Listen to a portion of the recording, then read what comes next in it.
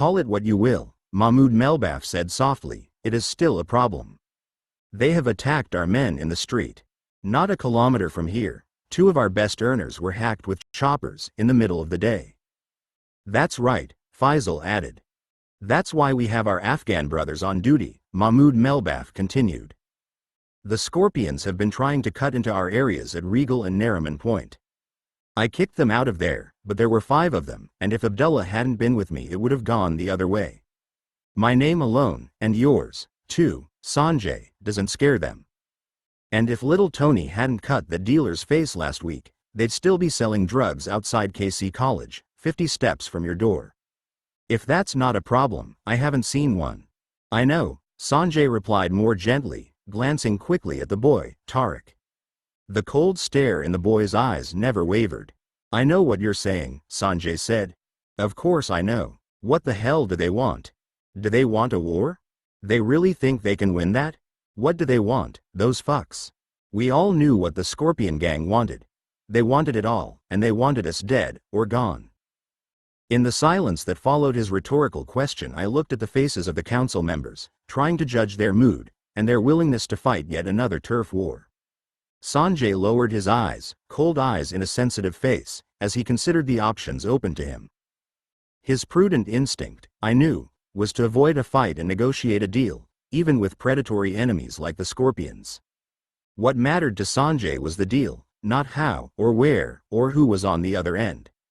He was brave and ruthless, but his first impulse always led him to buy his way out. It was Sanjay who'd put the boardroom table in the council room, and I realized, staring at his puzzlement and indecision, that the table wasn't an expression of pride or self-aggrandizement. It was a visible representation of his true nature to negotiate and seal the deal.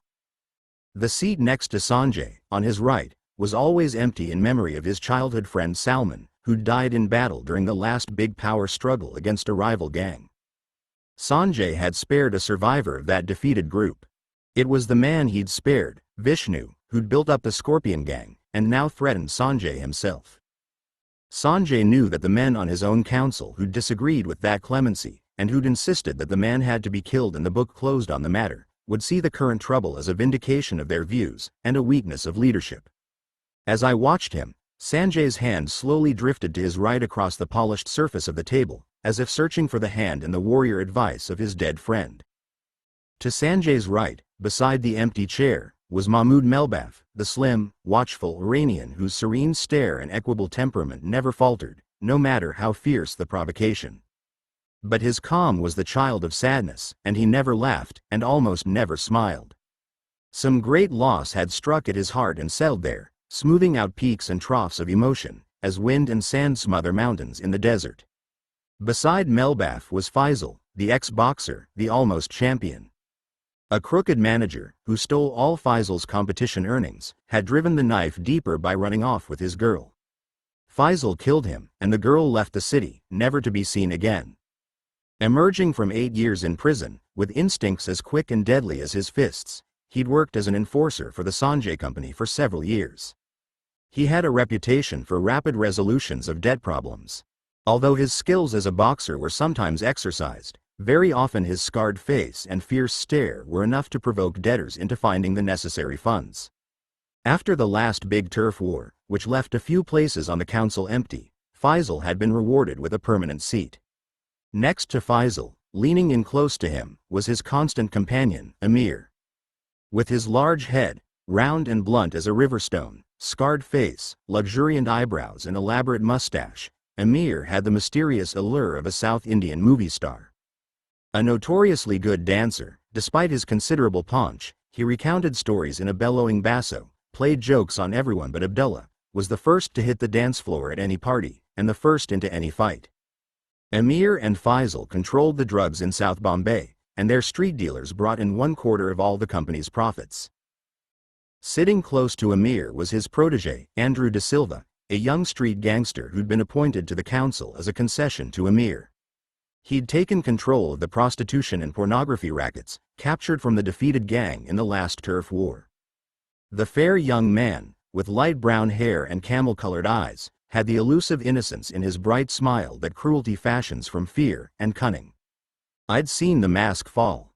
I'd seen the snarl of the whip in his eyes. But others didn't seem to see it. His reflexive smile restored the disguise quickly enough to save him from the distrust that his true nature should have provoked in others. And he knew that I knew. Every time he looked at me, there was a question in his eyes. Why can you see me? We'd come close to violence, De Silva and I, and we both knew that one day, one night, in one situation or another, there'd be a head count that would leave one of us behind. Looking at him then, at that council meeting, I was sure that when it did finally come, Andrew wouldn't be alone. He'd be leaning, hard, on the strong, wide shoulders of his friend Emir. Next around the table was Farid, known as Farid the Fixer, whose devotion to Qadarbhai had rivaled that of grizzled Nazir. Farid blamed himself for Qadarbhai's death in Afghanistan, convincing himself, despite our assurances, that if he'd been there with us in the snow, Qadarbhai might have survived. His guilt and despair drove him to recklessness, but it also pushed him into a deeper friendship with me. I'd always liked Farid. I liked his furiousness, and his willingness to run into the storm, the shadow that fell before rather than behind his every step. As I looked at him, that day, in the long pause while Sanjay decided what action to take about rogue landlords, unlicensed thugs, and predatory scorpions, Farid looked up at me with embers of sorrow burning his eyes. For a moment I was back there, on the snow-scattered mountain, staring into the dead, snowstone face of Qadarbhai. The man Farid and I had both called father, father, father. The last man at the table before Hussein and Abdullah coughed politely. His name was Rajubai, and he was the controller of currencies for the company. A fat man, who carried his sumptuous girth with ingenuous pride, Rajubai had the look of an elder from a distant village, but he was a born Mumbaiker. A splendid pink turban covered his head, and he wore the traditional white dhoti beneath his knee-length sleeveless serge tunic. Never fully relaxed beyond the serene boundaries of his currency counting room, Rajubai fidgeted in his place, glancing at his watch whenever Sanjay wasn't looking. Okay, Sanjay said at last. This landlord has got big balls, I'll give him that, but it's not acceptable, what he did. It will send out all the wrong signals, and this is a bad time to be sending wrong signals. Abdullah, Hussein, Farid, go pick up one of those thugs he hired, the biggest, toughest one, the leader. Take him to the second floor of that other building, the new apartment tower they're building at Navy Nagar. Gee, Abdullah replied, sir. Use that new place, where they paid the Scorpion Gang instead of us last month. Throw the Mattitude off the second floor of that building. Make sure he hits the site management office, if you can, or something else that will send a message to the construction company and the Scorpion fuckers both. Give the guy some cheerful fucking encouragement, first. Find out everything he knows. If he survives after you throw him out the window, the goon is free to leave. Juror. Abdullah nodded. Certainly. After that, Sanjay added, round up the rest of those thugs, and take them to visit the landlord who hired them. Make them beat him up. Make his own hired goons kick the shit out of him. Be sure they give him a solid pasting. Then cut their faces and send them out of the city. Juror. When he wakes up, tell the landlord his tax has doubled. Then make him pay for all the time and trouble he's caused. And the hospital bills, for Shining Patel and Rafiq. Best Qawwali singer I ever heard, that guy. A damn shame. That it was, Mahmoud Melbaf agreed. A damn shame, Emir sighed. You got all that, Abdullah? Sanjay asked. Got it. Sanjay took a deep breath, puffing his cheeks as he let the air out, and looked around at the other members of the council. Are we done? He asked. There was a little silence, but then Rajubai spoke up quickly. Time and money wait for no man, he said, searching for his sandals. All the others stood. One by one, they nodded toward Tariq, the boy who sat in the emperor chair, before they left the room. When only Sanjay remained, and he, too, began to walk toward the door, I approached him. Sanjay bhai? Oh, Lin, he said, turning quickly. How was Goa? Those guns you brought back, that was good work down there. Goa was fine, but two things, actually, since I've been away. Cycle killers and Afghans. What's going on? His face moved into the shadowland of anger, and his lip began to curl. Leaning in close to me, he spoke in a whisper. You know, Lin, don't mistake your usefulness for your value. I sent you to Goa to get those guns because all my better men are too well known down there. And I wanted to make sure that none of my better men got busted on that first run if it didn't go well. Are we clear? You called me here to tell me that? I didn't call you to this meeting, and I didn't permit you to sit through it. I wouldn't do that, and I didn't like it. I didn't like it at all. It was Tarek who called you, and Tarek who insisted that you be allowed to stay. Together we turned to look at the boy. If you have the time, Lin? Tarek said, quietly but firmly. It wasn't a request. Well, Sanjay said, in a louder voice, slapping me on the shoulder, I'll be going. Don't know why you came back, Lin. Me, I fucking love Goa. If it was me, I'd have disappeared, man, and stayed on the beach forever. I wouldn't have blamed you if you did. Sanjay walked from the meeting room. I sat down beside Tarek again. I was angry, and it took me a while to look directly into the boy's expressionless eyes. A full minute passed in slowly breathing silence. You're not going to ask me? Tarek began at last, smiling faintly. Ask you what, Tarek? Why I called you to the council meeting today. I'm assuming you'll get around to it, sooner or later, I smiled back at him. Tarek seemed about to laugh, but regained his severe composure. You know, Lin, that's one of the qualities that my uncle liked most about you, he said. Deep down, he said to me a few times, you're more inshallah, if you know what I mean, than any of us. I didn't respond. I assumed that using the term inshallah, meaning the will of God, or if God wills it, meant that he considered me to be fatalistic. It wasn't true. I didn't ask questions about what we did, because I didn't care. I cared about people, some people, but I didn't care about anything else. I didn't care what happened to me in those years after escaping from prison. The future always looked like fire, and the past was still too dark.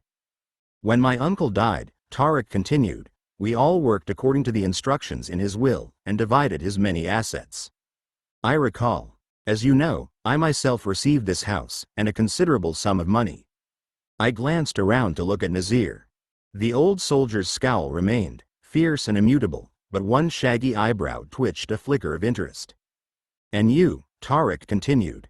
You never received anything from Qadrbhai. You were not mentioned. I'd loved Qadrbhai. Damaged sons have two fathers.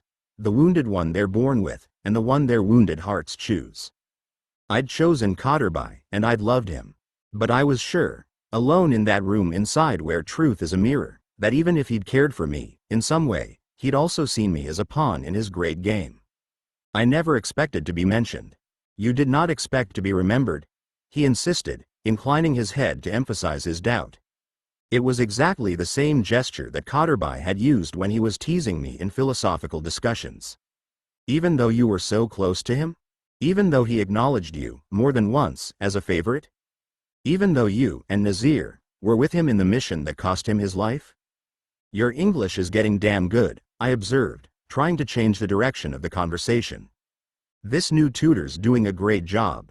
I like her, Tarek replied, but then his eyes flickered nervously, and he amended his hasty reply.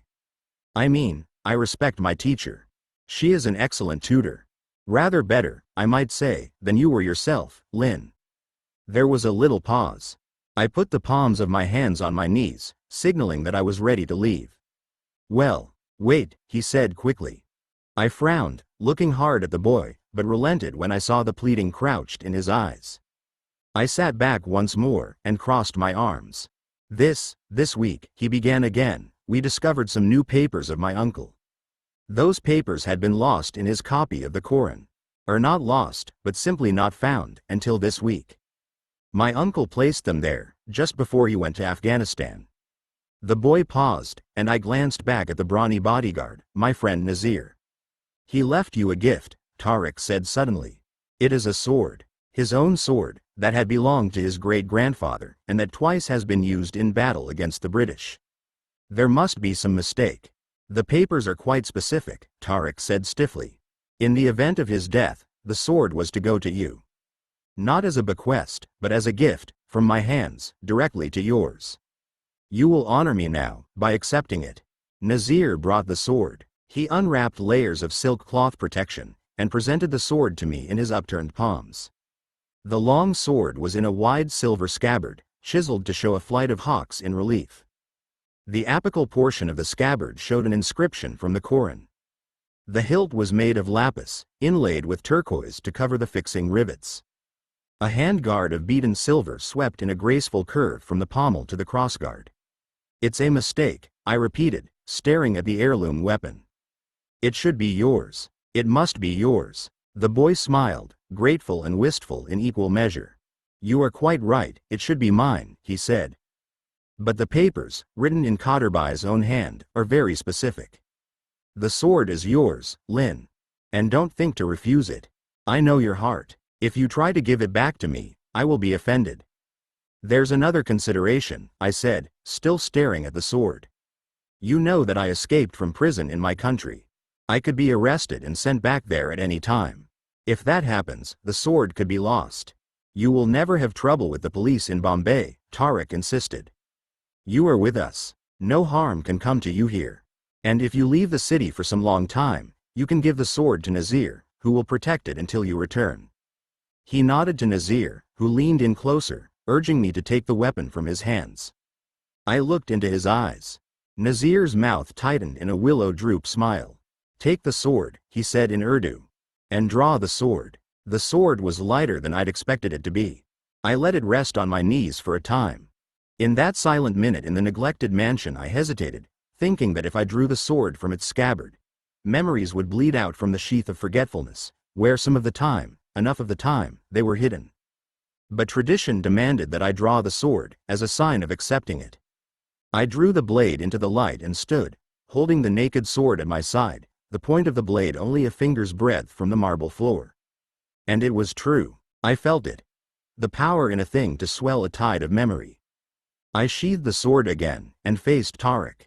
The boy indicated the chair beside him with a nod of his head. I sat once more, the sword balanced across my knees. "The text on the sword," I said. "I can't read the Arabic." "Inna lillahi wa inna," Tariq began in the poetry of the Koran. "Alayhi rajiun," I finished for him. I knew the quote. "We belong to God, and unto God do we return." Every Muslim gangster said it on the way into battle. We all said it, even if we weren't Muslim, just in case.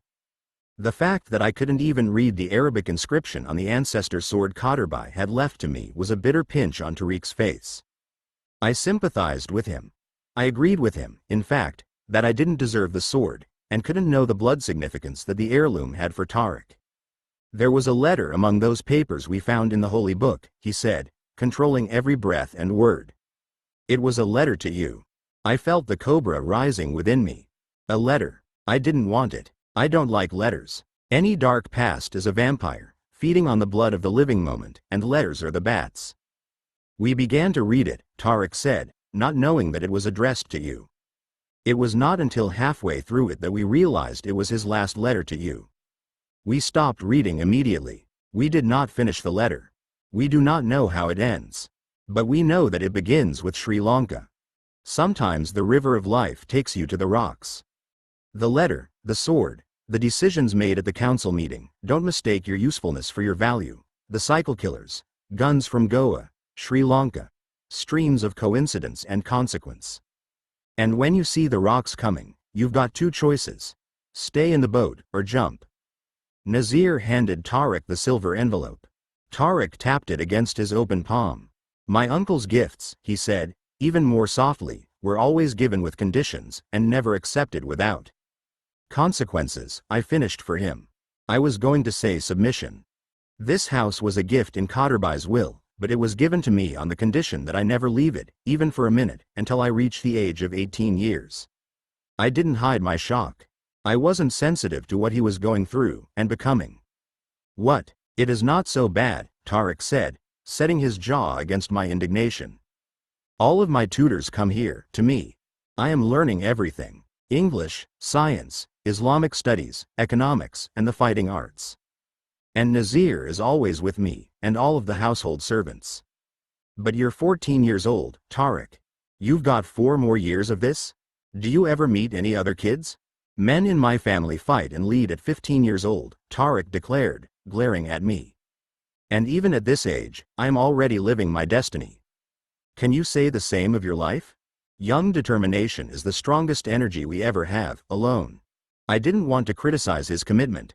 I just wanted to be sure that he was aware of alternatives.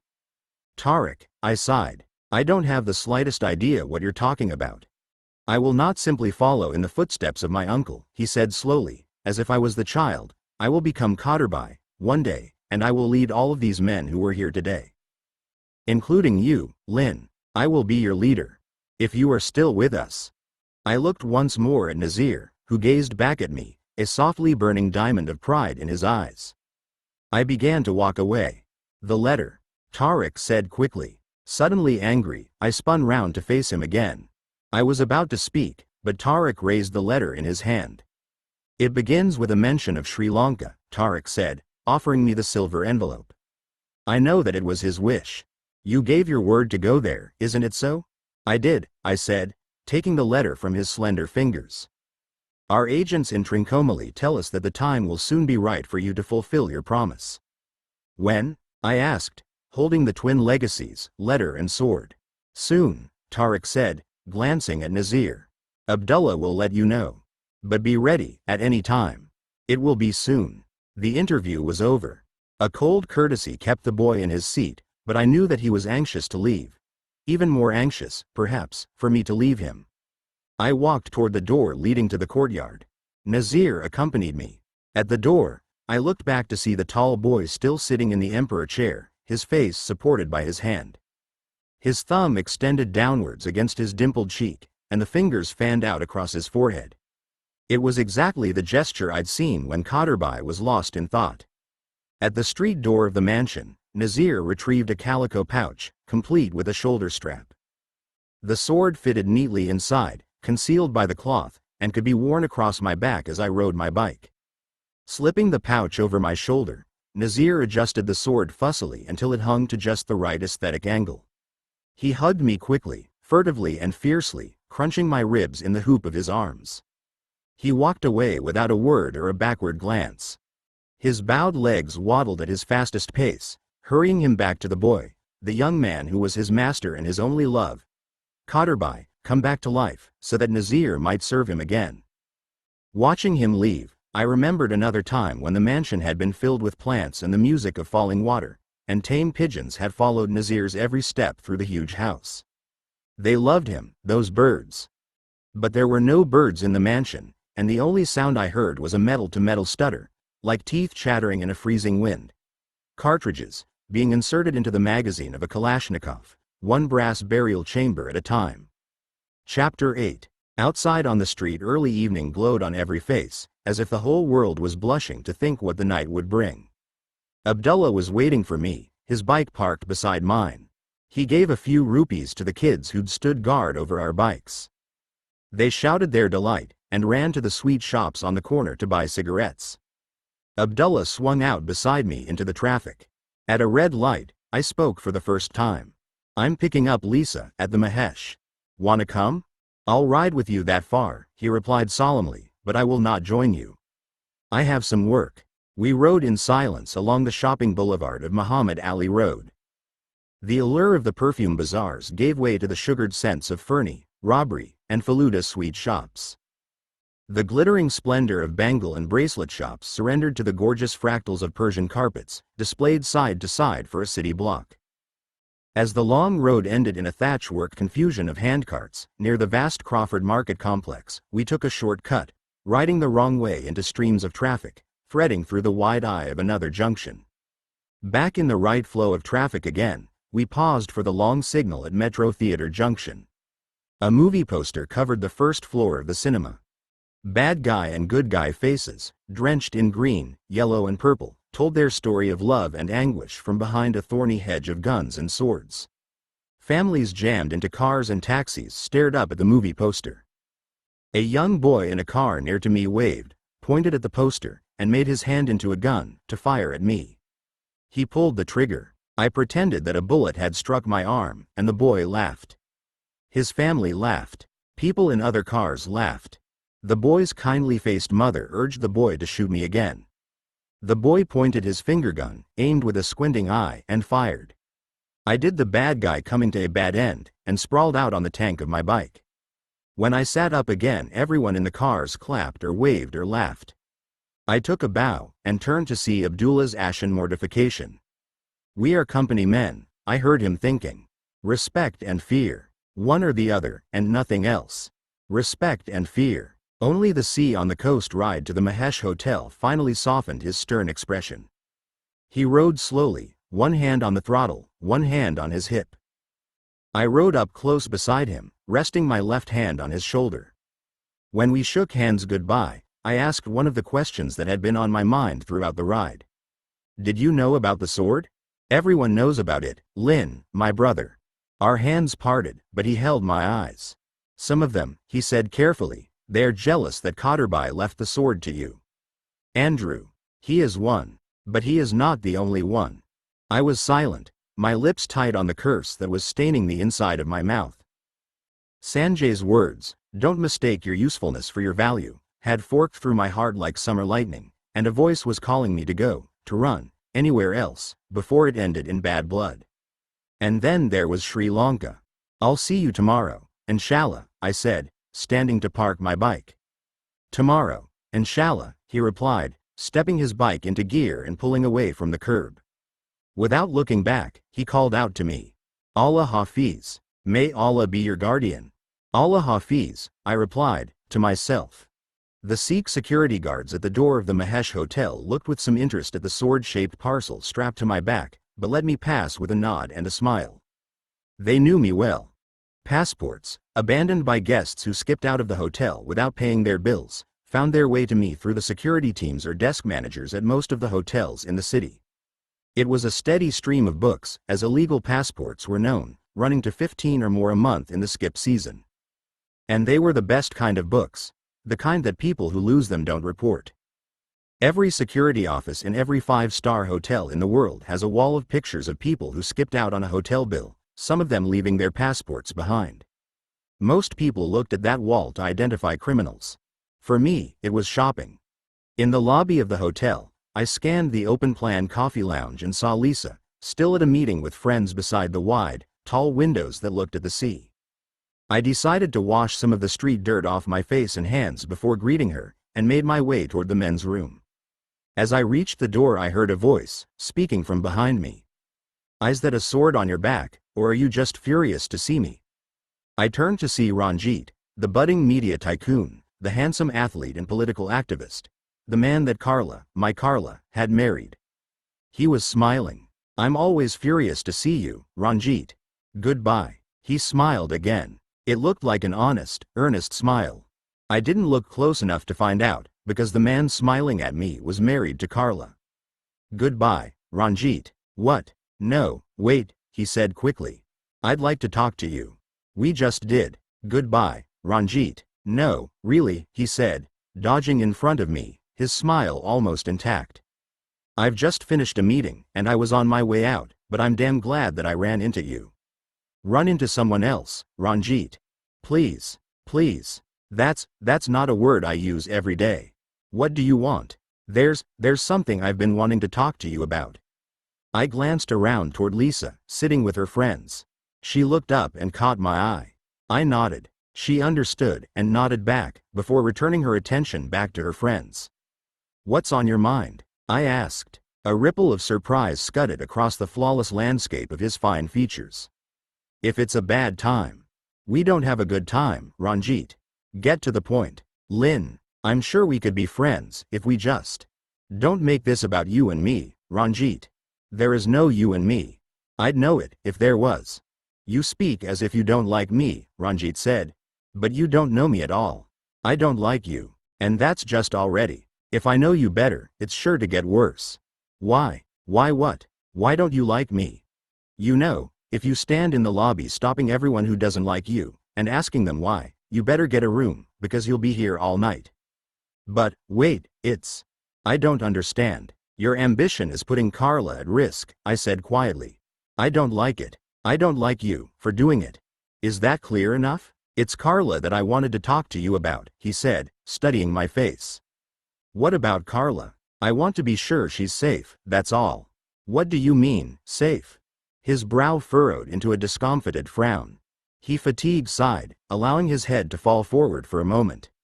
I don't even know how to start this. I looked around, and then directed him to a space in the wide foyer, with 2 empty chairs. Pulling the sword from my shoulders, I sat facing him, the calico-wrapped weapon resting on my knees. A waiter approached us immediately, but I smiled him away. Ranjit hung his head for a time, staring at the carpet, but then shrugged himself together. You know, I've been pretty deep in the political stuff lately. Running some important campaigns. People have been getting at me, in any press that I don't own. I suppose you've heard. I heard you've been buying vote banks, I said. That's making people nervous. Back to Carla. Have you talked to Carla? Why do you ask that? Have you? We're done, Ranjit. I began to stand, but he pressed me to stay. Look, let me get this out. I've been running a strong press campaign against the spear of karma. A spear that'll hit Carla, if you don't stop provoking people into throwing it. That's just what I wanted to talk to you about. You see, I know that you're still in love with her. Goodbye, I said, standing to leave again, but he grasped at my wrist. I looked at his hand. That's not advised. He pulled his hand away.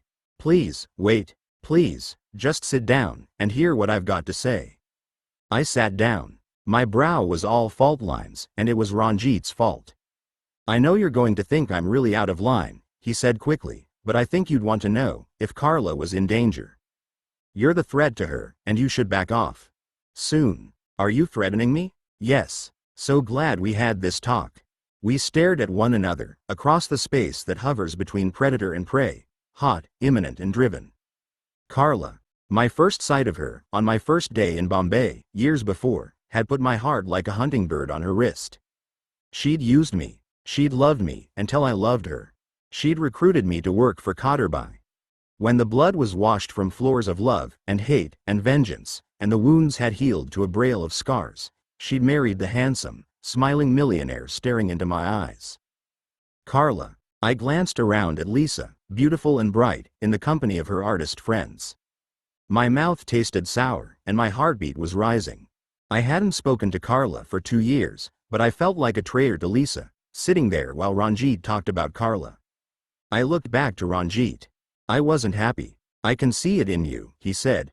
You still love her. Do you want me to slap you, Ranjit?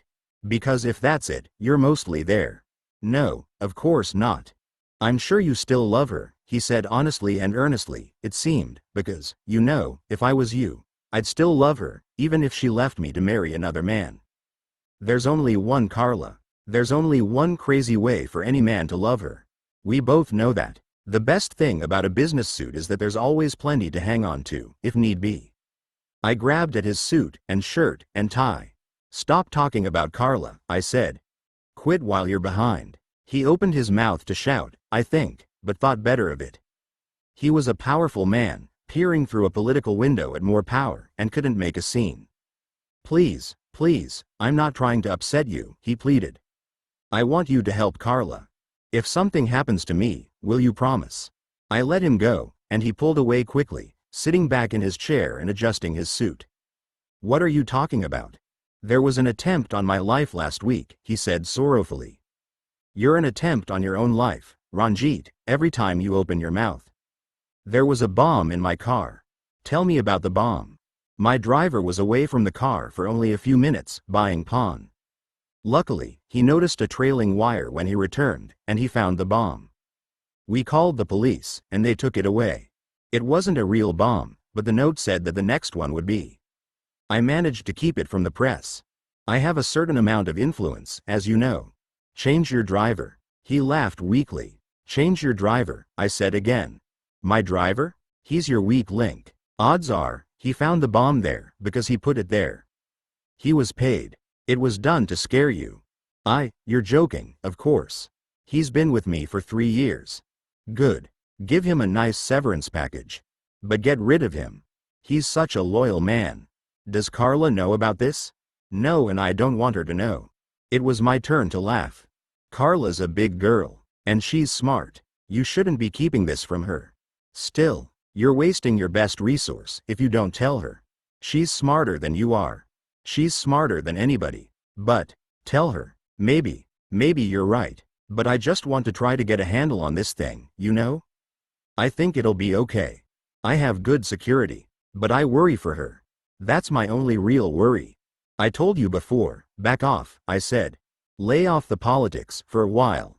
They say the fish starts to stink at the head. I say if it stinks anywhere, you've been there too long. I won't stop, Lin. These guys, these fanatics, that's how they win. They scare everybody into silence.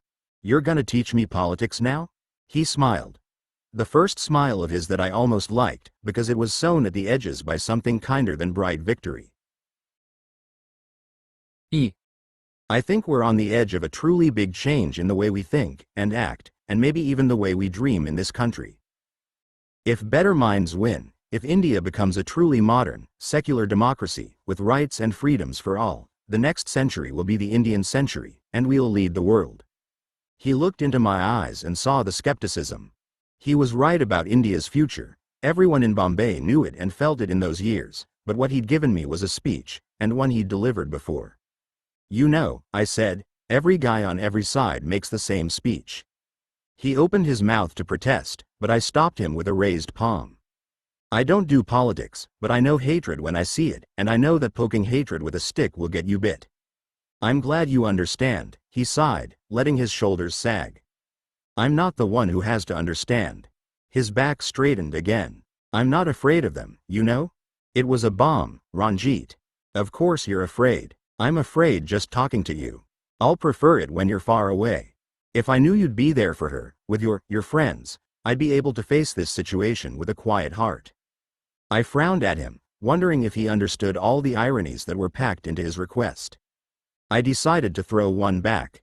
Couple weeks back, your afternoon newspaper carried a pretty rough article about the Bombay Mafia. One of those friends of mine was mentioned by name. The article called for him to be arrested, or banned from the city. And he's a man who hasn't been charged with anything. What happened to innocent before guilty? What happened to journalism? I know. And as I recall, some other articles in your newspaper called for the death penalty to be applied, in a case involving another one of my friends. Yes. And now you're asking me. For protection for Carla, you're right, from the same men. I know it's hypocritical. The fact is, I've got nowhere else to turn. These fanatics have got people everywhere. The cops, the army, teachers, the unions, government services. The only people in Bombay not contaminated by them are my people. That's right. It was pretty funny, in its own way. I stood up, holding the sword in my left hand. He stood with me. Tell Carla everything, I said. Anything you've hidden from her about this, tell her. Let her make up her own mind about staying or leaving. Yes, of course. And about our arrangement? For Carla? We don't have an arrangement. There's no R. There's no you and me, remember? He smiled, opened his mouth to speak, but then pulled me into a hug with surprising passion. I know I can count on you to do the right thing, he said. No matter what happens. My face was close to his neck. There was a powerful perfume. A woman's perfume, that had settled on his shirt not long before. It was a cheap perfume. It wasn't Carla's perfume. He'd been with a woman in a suite at the hotel, minutes before he asked me to watch over his wife, the woman I still loved. And there it was. The truth, suspended on a thread of suspicion between our eyes as I shoved him from the hug. I still loved Carla. I still loved her. It had taken that, a different woman's scent on Ranjit's skin, to make me face a truth that had circled my life for 2 years, like a wolf circling a campfire. I stared at Ranjit. I was thinking murder, and feeling shamed love for Lisa in equal measure, not a peaceful combination. He shifted his feet awkwardly, trying to read my eyes. Well, okay, he said, taking a step away from me. I'll get going. I watched as he walked to the doors of the hotel. When he climbed into the back seat of his Mercedes sedan, I saw him glance around nervously, a man who made enemies too easily and too often. I looked back to see Lisa, sitting at the table near the window, and reaching out to shake hands with a young man who'd stopped to say hello. I knew she didn't like him. She'd once described him as more slippery than a squid in the pocket of a plastic raincoat on a rainy night. He was the son of a successful diamond trader, and he was buying an upper berth in the movie industry, shredding careers along the way. He was kissing her hand. She withdrew her hand quickly, but the smile she gave him was radiant. She once told me that every woman has 4 smiles. Only 4? The first smile, she'd said, ignoring me, is the unconscious one that happens without thinking about it, like smiling at a kid in the street, or smiling back at someone who's smiling at us from a TV screen. I don't smile at the TV. Everybody smiles at the TV. That's why we have them. I don't smile at the TV. The second smile, she'd persisted, is the polite one, the kind we use to invite friends into a house when they come to the door, or to greet them in a restaurant. Are they paying? I'd asked. You want to hear this, or not? If I say not, will you stop? The third smile is the one we use against other people. Smiling against people, huh? Sure, it's a good one. With some girls, the best smile they've got is the one they use to keep people away. I'm gonna let that pass, and skip to the fourth. The fourth smile is the one we only give to the one we love. It's the one that says you're the one. Nobody else ever gets that smile. No matter how happy you are with someone, and no matter how much you like someone, even if you like them so much that you love them really, really a lot, nobody ever gets the fourth smile except the one you're truly in love with. What happens if you break up? The fourth smile goes with the girl, she'd said to me that day. The fourth smile always goes with the girl. For ex-boyfriends, it's the second smile from then on, unless he's a bad ex-boyfriend. Bad ex-boyfriends only ever get a third smile, no matter how charming they are. I watched Lisa give the young producer Monkey her best third smile, and walked to the men's room to wash off the new dirt I'd accumulated talking to Ranjit. The black and cream tiled restroom was larger, more elegantly lit, better appointed, and more comfortable than 80% of the homes in the city. I rolled up the sleeves of my shirt, ran some water over my short hair, and washed my face, hands and forearms. The attendant handed me a fresh towel. He smiled at me, wagging his head in greeting. One of the great mysteries of India, and the greatest of all its joys, is the tender warmth of the lowest paid. The man wasn't angling for a tip. Most of the men who used the washroom didn't give one. He was simply a kind man, in a place of essential requirement, giving me a genuinely kind smile, one human being to another. It's that kindness, from the deepest well of the Indian heart, that's the true flag of the nation, and the connection that brings you back to India again and again, or holds you there forever.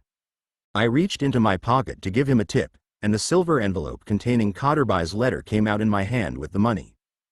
Handing the man his tip, I put the envelope down on the wide counter beside the basin, and then supported myself with both arms, staring into my own eyes in the mirror. I didn't want to read the letter. I didn't want to roll that stone away from the cave where I'd hidden so much of the past. But Tariq said that the letter mentioned Sri Lanka. I had to read it. Locking myself in a stall, I stood the sword against a corner of the door and sat down on the hard seat cover to read Kotterbai's letter. I held in my hand this day a small blue glass ball, of the kind that they call a marble in English, and I thought about Sri Lanka, and those who will journey to there in my name, as you have promised that you will do for me.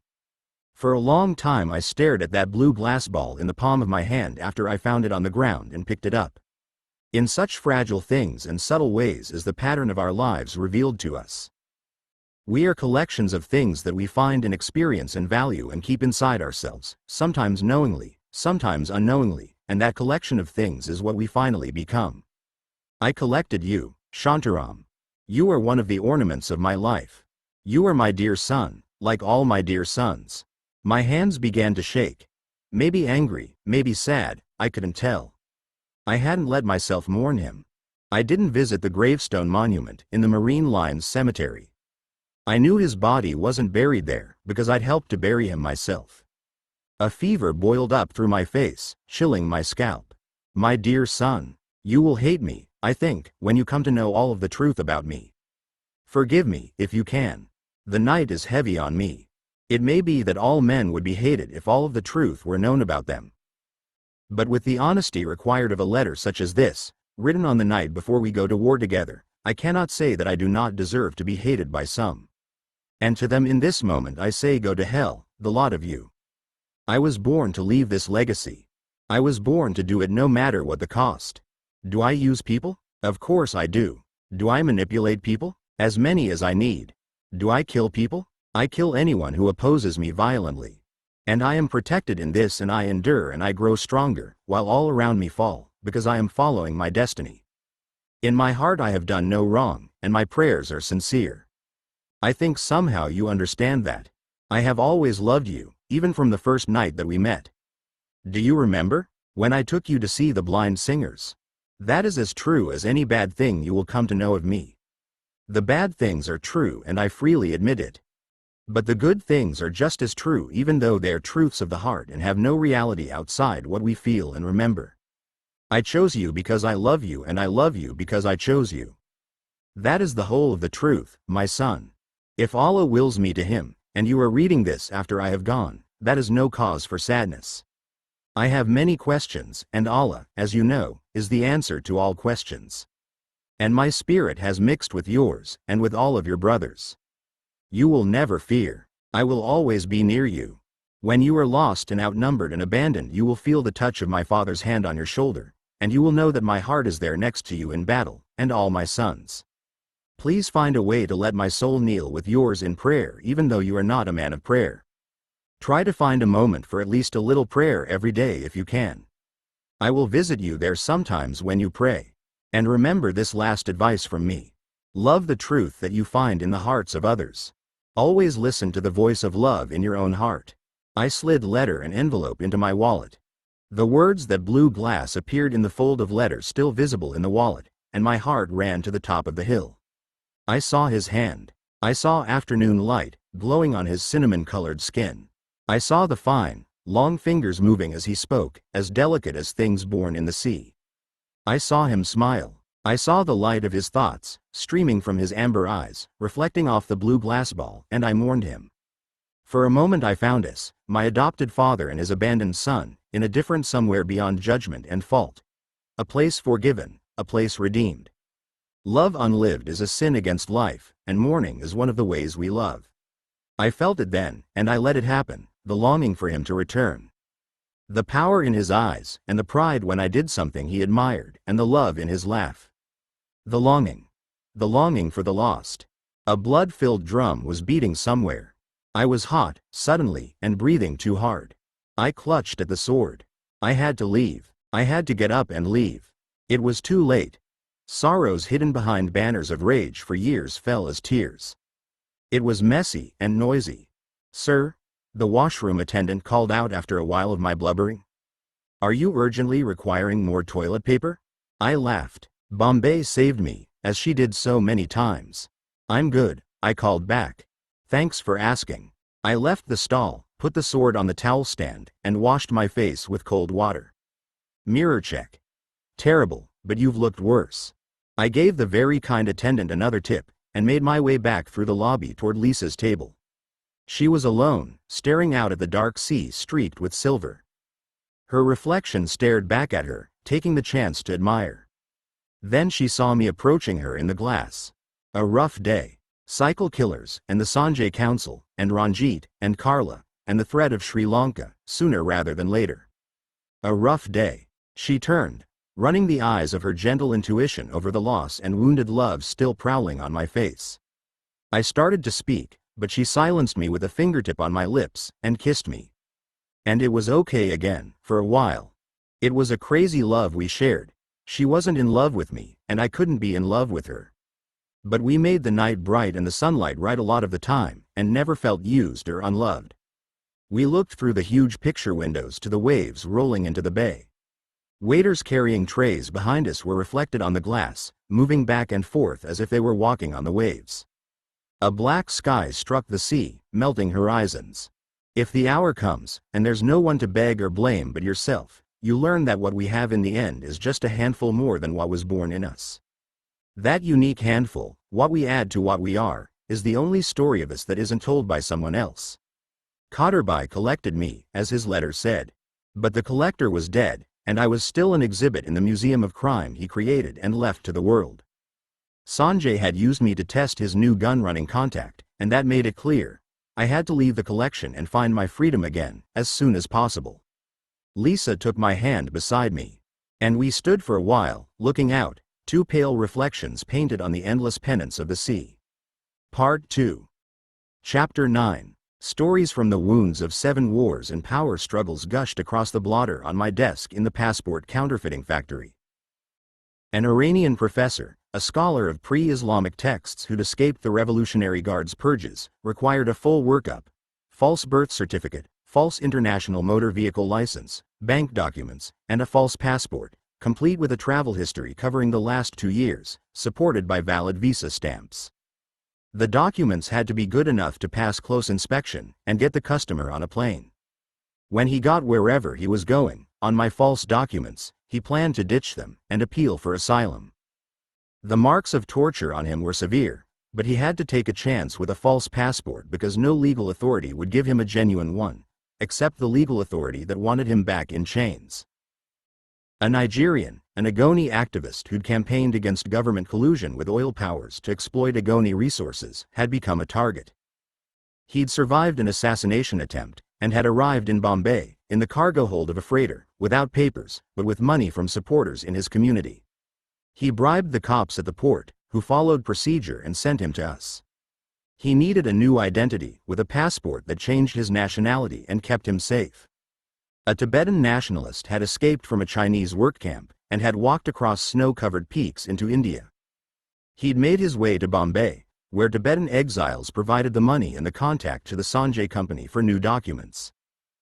And there were others: an Afghan, an Iraqi, a Kurdish activist, a Somali, and 2 men from Sri Lanka, all of them trying to avoid, escape, or survive the bloody dehiscence of wars they didn't start and couldn't fight. But wars are good for bad business, and we didn't just work for good guys. The Sanjay Company was an equal opportunity exploiter. There were crooked businessmen wanting to hide their profits, and thugs who needed a new reputation to ruin, and runaway generals, and people who faked their own deaths, and they always bought their way to the front of the line. And to one side, there was another passport. It was a Canadian book, bearing my photograph, and with a new visa stamp for Sri Lanka. It had a Reuters news agency press card attached. While I was preparing documents that enabled others to escape from wars and vicious regimes, I was making the document that would carry me into a conflict that had cost tens of thousands of lives. "Do you actually read all this?" my new assistant asked, picking up the pages of biographical notes that had been prepared for us by the Ogoni activist. "Yeah, all of it? Yeah. Really? I mean, it's pretty gruesome stuff, man." "That it is, Farzad," I said, not looking up. "I mean, stuff like this, it's worse than the newspapers."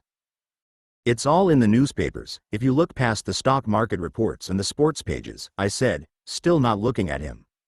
"I'm not surprised. This is some damn depressing shit, Yar." "Uh-huh. I mean, a guy could get himself well and truly into a state of depression with stuff like this, day after day, and really need a break." "Count on it." "Okay," I said, pushing away the file I'd been reading. "What's the problem?" "Problem? If there's an ocean at the end of this stream of consciousness, you should start flowing into it." "Right about now." "The ocean?" he asked, mystified. "The point, Farzad. Get to the point." "Oh," he smiled. "The point. Yes. There's definitely something quite like a kind of a point, that's for sure." "Count on it." He stared at me for a few moments, then lowered his eyes and began making circles on the surface of the wooden desk with his fingertip. "Actually," he said at last, still avoiding my eyes, "I was trying to find a way to ask you to come to my house for lunch or dinner, and to meet my parents." "That's it?" "Yes. Why didn't you just ask me?" "Well," he said, the little circles becoming smaller and smaller, "you've got a reputation, you know." "What kind of a reputation?" "A reputation for being kind of a grouchy guy, Yar." "Grouchy?" I snarled. "Me? Oh, yes." We stared at one another. In the factory below, one of the large printing machines grumbled to life, dropping quickly into a chatter of metal clamps and rollers, advancing and retreating, rumbling and turning on a barrel drum. "Has anyone ever told you that you're completely crap at this inviting people to dinner thing?" "Well," he laughed, "this is really the first time I've ever asked anyone to my parents' house in years. We're kind of private, if you know what I mean." "I know private," I sighed. "Private is what I had, before you. So, will you come? My parents are really dying to meet you. My Uncle Keki used to talk about you a lot. He said you were grouchy." "I know. Well, yes, that, too. But he also said you were big on philosophy. He said you were Kotterbai's favorite for arguing and talking philosophy. My pop is a great one for that. My mom's even worse. The whole family have these big philosophical discussions. Sometimes there's 30 of us, arguing at the same time. 30 of you? We have this, kind of, extended family. I can't really describe it. You have to see it. I mean, see us. But you won't be bored, that I can promise you. No way. Count on it. If I agree to visit your indescribable family, will you leave me alone and let me get back to work? Is that a yes? Yes, one of these days. Really? You'll come? Count on it. Now get out of here, and let me get these books done. Great. He shouted, dancing a few steps left and right with his hips. I'll talk to my pop, and set it up for one day this week. Lunch or dinner? Great. He gave me a last smile and a wag of his head, and then closed the door behind him.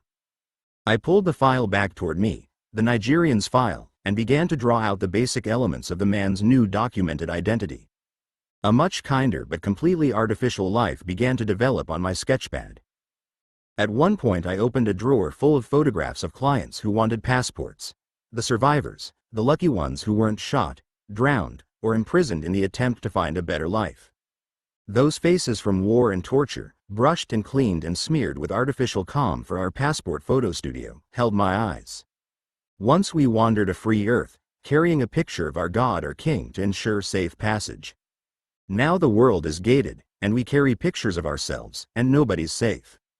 And the bottom line, for the Sanjay Company, was always black money.